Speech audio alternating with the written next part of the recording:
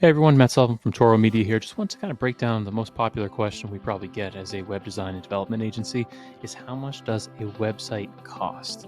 And there's a lot of different tiers. I've been doing this for 15 plus years, and I've seen kind of all the ins and outs of everything you do, the different CMSs, everything. So wanted to break down, it's not the sexiest looking thing, but I did want to show something that I think demonstrates cost breakdown, the pros and cons fairly well. So in general, let's start from most affordable all the way up to agency life, which is, where we live, is that you have your kind of do-it-yourselfers. And the way that this is structured is kind of two things. One, expertise and value on this line, where you're going to have a lot of like rookie mistakes. And then at the top end, you're going to have like perfection, exactly what you want nailed down to a T. And then also to keep in mind here, price and affordability, starting from $0 up to something that maybe six figures plus as far as an investment goes. So look at the value and the cost as we kind of talk through these things. So option number one is do it yourself, right? Just get your hands dirty, jump in. A few things there as far as pros, super cost effective, right? You control everything completely yourself, which is a good and bad thing. And then you're learning useful skills, right? You're learning how to do stuff. A lot of these can be the cons too. So one, although it's affordable, it takes a ton of time. It's something that takes a tremendous amount of time to do these things, and it can be extremely difficult without a technical background. There's just this, you might miss out on some potential tools and things if you just consulted with even a freelancer or an agency that really has the proper tools to use for certain situations. So there's a lot of unknowns when you do it yourself, but it's certainly more affordable, but definitely going to take a lot more time to get what you want. And it might cost you more in the long run. But let's jump into the second option, which is kind of a blended option here. There's pre-built themes and templates, and then there's also freelancers, and a lot of them kind of share in these two things. So pre-built themes, what are they? They're things that kind of just come out of the box. You install them on a website, and it can look and feel like a demo. They'll give you a little sample of it, so you can get some stuff out of the box. That's cool. Now, the good thing about that is that they can be pretty cheap, right? Usually $50, $100, you can get a decent theme. They're fast, right? One click, you get the demo. And they can be somewhat easy to maintain, depending on the developer and whoever made it. So those are good things. The cons of that, they can be a bit generic. So kind of like a one-size-fits-all scenario where they kind of just give you stuff, but it's not really specified to you, your business. It's maybe just generic in your industry. It may not be secure.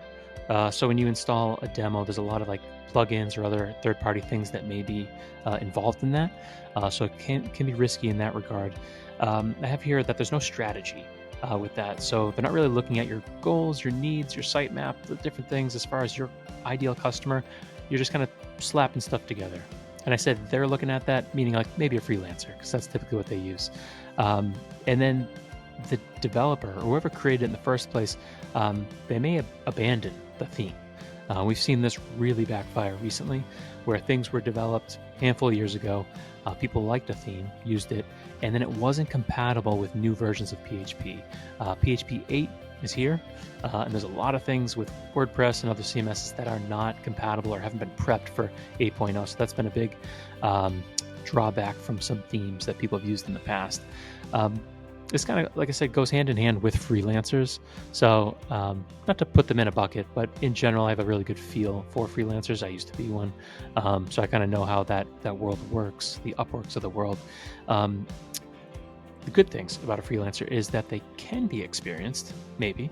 I think freelancers, there's a lot of rolling the dice. There's a lot of taking a chance. So that's, you might get someone experienced, you might not.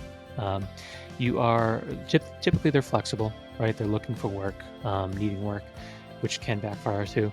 And they're fairly available on demand. So that's a good thing with freelancers. The cons of that is that they might not be reliable. So, one day or 1 week, they're very available, but then new shiny object pops in front of a freelancer, they go focus on that. So you putting all your eggs in one basket or one person can certainly backfire, and I've seen that happen time and time again. Also, they're not on the same level as an agency. This is one person trying to be the Swiss Army knife for all the different things you need. They can certainly probably touch upon the things that you need, but they're not specialized in every single area. So you're typically getting like a blanketed approach on stuff to cover a little bit of everything, but not really drilling down into what's going to be very effective for you. Lots of times I see freelancers as just yes people, yes man, yes woman, someone that's just going to say yes to whatever your problem is, and they go try to find help. Go try to find the person that may be able to assist in something, or they're going to try to Google it and figure it out on their own. So that can certainly backfire. And then it's sometimes just a slight upgrade from doing it yourself. Sometimes it's not truly, a big level up. So there's lots of things in this that are blended, and you certainly see on this kind of expertise value level, there's going to be a lot of rookie mistakes kind of made in those two first buckets as option number one, DIY, option two, pre-built and freelancing. And then that brings me to agency life.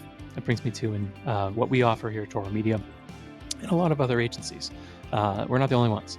So agencies, they have typically teams, people that specialize in individual areas. So as far as the pros go, you usually get a very high quality product, which is a great investment where you can kind of look and feel very different than your competition, which plays out and get a return on fairly quickly, which is great. Two, you save a ton of time. There's no guessing with this. We have the solution, or the agency has the solution. You're not guessing, Googling, doing research. You just have proven methods that are being implemented into your business. Also, agencies help with strategizing. So again, you're not guessing. There's a lot of things that you can reflect on, different portfolio pieces, different customers, different marketing campaigns to weigh in on what's going to be super effective for you and your business. And then, you might have the opportunity, depending on the agency, for ongoing support. Certainly we offer that. Some agencies do, some agencies don't. But to really have a partner and someone you can rely on is super beneficial if you're looking for long-term retention, again, a partner or an extension to your marketing team that you can lean on. The cons of an agency, and I'll be honest, agencies can be expensive. You have the top scale of experience here with like perfection, hopefully, but the cost is sometimes very expensive. So to get that, to save you a ton of time, to save you maybe a couple of years of working with a freelancer and just getting to that finish line, and getting to that performing product that works, it's expensive. So that's no joke. That's nothing to ignore there. And then sometimes I've seen as a con with other agencies, not necessarily ours, but I've seen things go too custom, where it can be so specific and so templatized in customization that it's kind of handcuffs you a little bit to that agency. We don't do that. We do a lot of these like hybrid models where you can still kind of drag and drop and move things around. You get a lot of the benefits of some of the easy do-it-yourself tools, but you also get the end product of a very customizable, super easy to use and effective design and overall marketing game plan that you really get the best of both worlds in that. So in general, this is kind of our breakdown. Again, it's not the sexiest thing. I left this to it's kind of to be determined, but like the tools when it comes to this stuff, lots of times DIYers, it's the Weebly's, Wix, Squarespaces of the world. We've seen a lot of the pre-built themes and freelancers go into that world as well. And honestly, that's where you're kind of better off doing it yourself if you're going to do that here. And I made WordPress huge because WordPress can cover all these things. You can do it yourself. You can use pre-built themes for freelancers, and certainly agencies love WordPress. It is the #1 CMS in the world. One thing that you'll typically get at this custom level is typically custom Figma files or design files, whether in Photoshop, Sketch, something like that. We use Figma. Figma's the best program for that.